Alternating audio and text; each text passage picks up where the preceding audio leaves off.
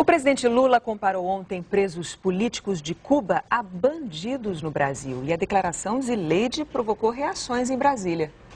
Reações fortes, viu, Renata? Porque, segundo o presidente Lula, a greve de fome não pode ser utilizada como um pretexto para libertar pessoas em nome dos direitos humanos.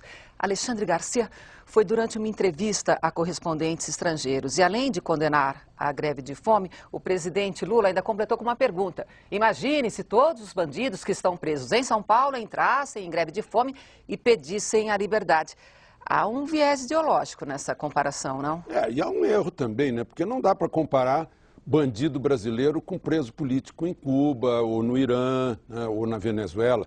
Os bandidos aqui são tratados com menos severidade e com mais direitos que nesses países, né?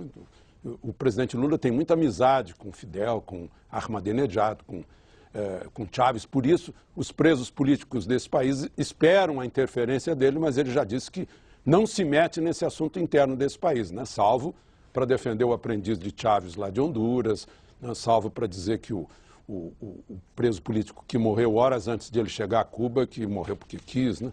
Mas de modo geral ele diz que não se mete. Agora, a reação no Congresso foi imediata, então vamos ouvi-las. Ou o presidente Lula se expressou mal, ou ele não foi compreendido.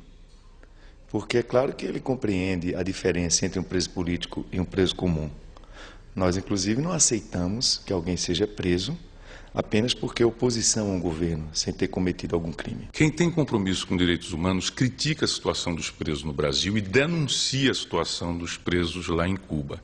Quem não tem, usa a situação dos presos daqui para defender a tirania e os tiranos lá. Isso é oportunismo, isso é cinismo, não é compromisso com direitos humanos. Então, Alexandre, entendemos, não entendemos a declaração do presidente? Pois é, quando ele se referiu à morte do operário Orlando Zapata lá em Cuba, ele também deixou isso no ar. O presidente Lula ontem também disse que deixou de fumar há 40 dias, a gente há pouco falou de cigarro. Mas ontem ele deixou essa nuvem no ar, essa nuvem de fumaça, e a gente ficou sem entender. Mas ele já foi muito claro dizendo que é contra a greve de fome e que não se mete nas prisões políticas lá de Cuba.